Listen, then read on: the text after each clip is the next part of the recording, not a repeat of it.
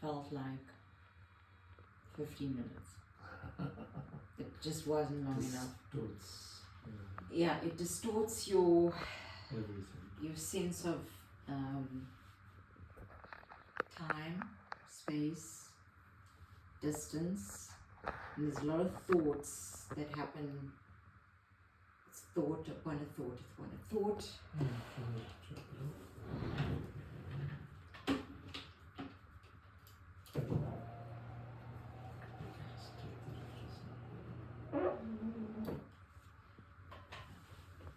Yeah, there's obviously there's still the drug is obviously still in my system because I'm very woozy. Still very woozy. Yeah. But it's the best woozy you can feel because it's an unexplainable woozy. Yeah. Yeah. It's an experience which most people find pleasant, almost everybody. Yeah. And like I say, pleasant side effect. And we spoke about in next year, and obviously there are patients that will do the 6 IVs, and then there are patients that feel the need to maybe come for once a month top up, every 2 months, every 3 months. It depends entirely on them. Or never ever again. It just Absolutely. changes the neuroplasticity in such a way. So woozy. It's okay. I know you don't know your lips are sitting. Yeah, I'm still getting into my sensation of myself. Yeah. But it's still, if I think about the first IV and the first trip to this one, the first IV was, it felt like I went on this entire journey, like all over the world. And I journaled about it because I saw hieroglyphics from Egypt. I saw anacondas in the Amazon, but I was always safe. Okay. It was always a feeling of safe. I was never ever afraid. This journey was a different journey because this journey was a train, and the train coming toward me, but not to hit me, to collect me and take me. It's almost like this train has always been coming for me, but there was something blocking the train from coming. Just trying to analyze it. And this train comes to get me in the slow motion, and I'm in the train, I'm seated in the train, and off I go in the train, and this train then goes and becomes a rocket. And so it just feeds into one another, and again, the subconscious mind is like, there's always this positive, there's always this underlying positivity, but there's something that was preventing you from harnessing that full energy or full potential. And I think through this treatment, when you have this disassociation of self, it just becomes so clear in that it's like that movie, the movie with Leonardo DiCaprio, Inception, a dream within a dream within a dream. I don't know if you've seen that dream. Yeah. Okay. It's bizarre. It gets bizarre, and that's exactly what it makes me feel, because am I awake? Am I dreaming? Am I seeing this in my mind? Am I making this up? Yeah. What is going on? It's a distortion of reality, a sense of what is happening here now is very distorted, and so you really get to question a lot of things. Yeah. And that's why, and it actually makes you feel literally yourself dissolving. That's the ego dissolution. The ego. You know, you just feel like dissolved. That literally feels physical. A lot. I mean, what you know, the drug obviously does something to your brain. And there's a whole lot of stuff that happens in it in terms of neurotransmitters, and then adding sort of cascade events that create literally anatomical shifts that create that neuroplasticity you've talked about. Yeah.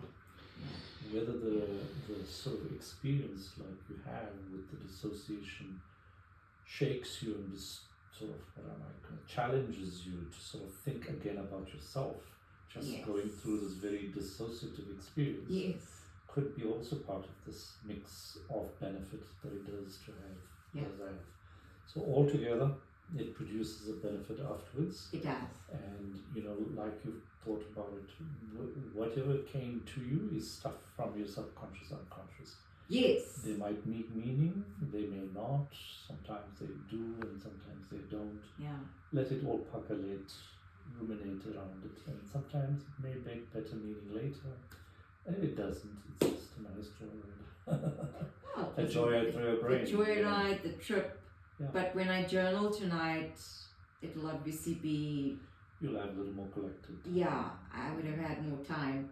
And then if I do dream about anything tonight, there's that purge again. Because when I woke up the next morning after my first IV, that purge was massive. It was huge if I think about my childhood trauma and what I went through recently. It's just that purge was just wow. And that little puppy. There's all sorts of symbolism in terms of what you think, like the train and the puppy, etc.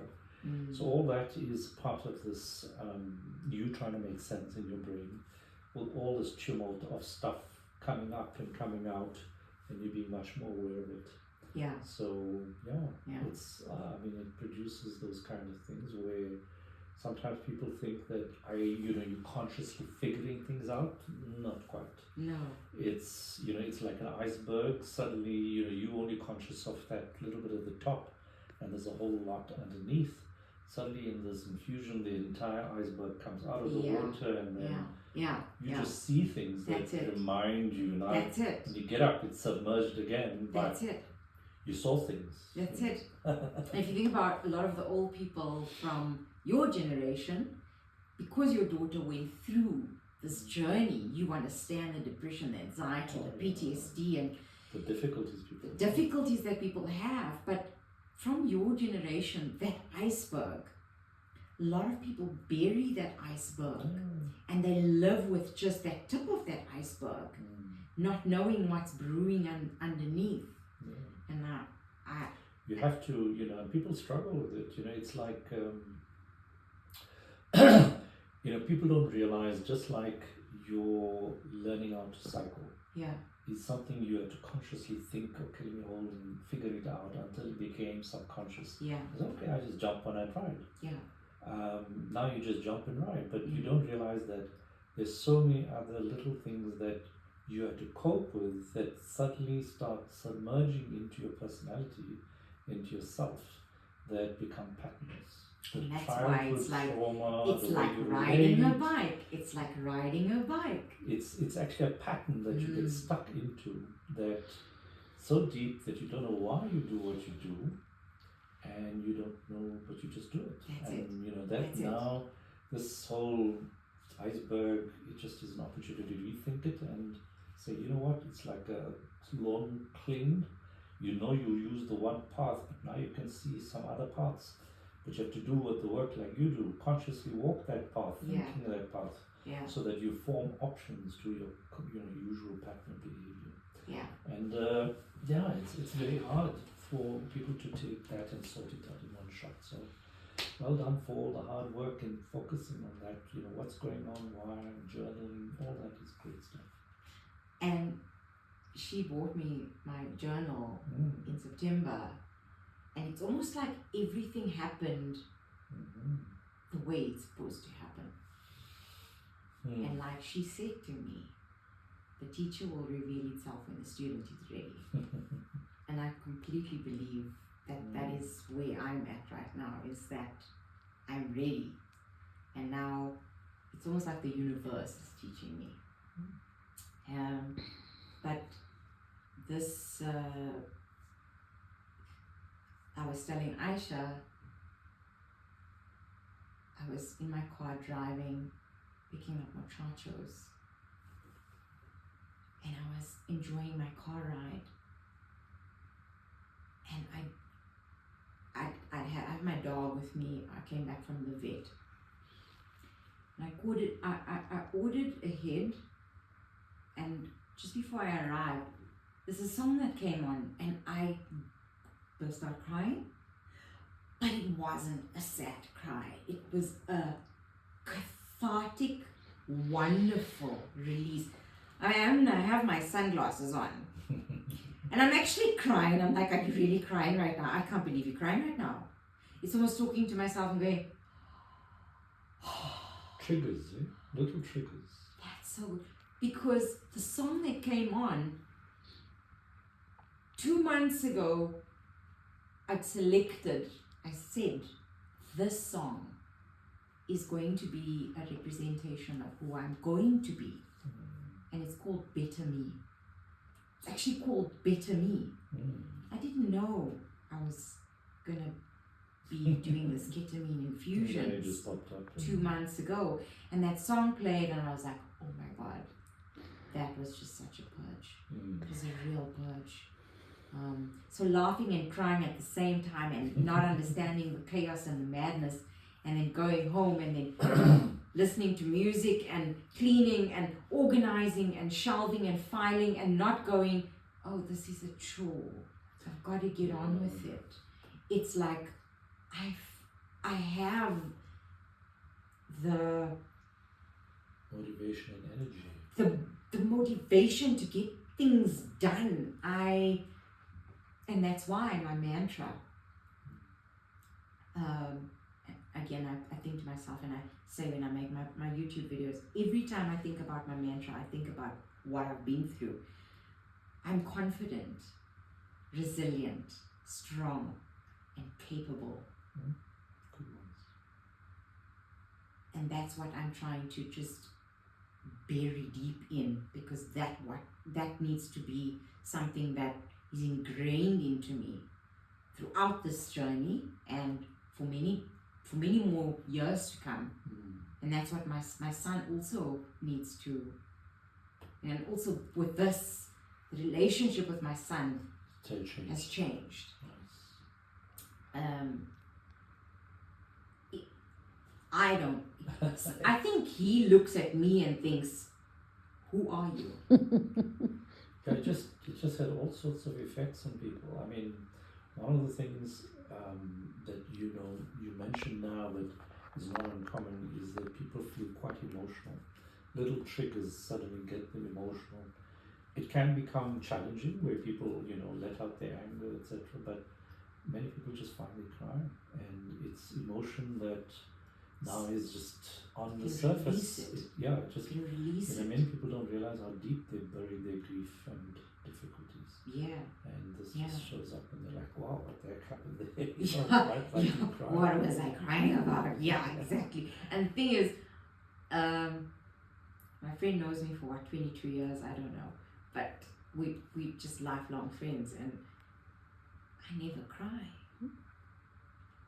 I never cry. Yeah. But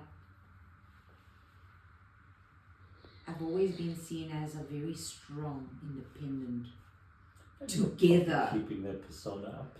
That persona was so very difficult to keep up. And now that I'm not that person anymore, and I'm becoming more authentic. I think I've always been authentic. But I've closer to buried the more vulnerable side, the more, I don't know. How do you explain it? We're layers and layers of people. We are layers. And sometimes, we have to like an onion. Peel it away. See. Peel it away. Each layer is its own value. So yeah, I'm gonna So my next IV.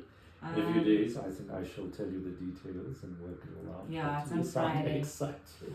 It's Friday. Yeah. Well done. Good for you. And keep it up. All the hard work. And wish you well with the videos. Yes. And I need to.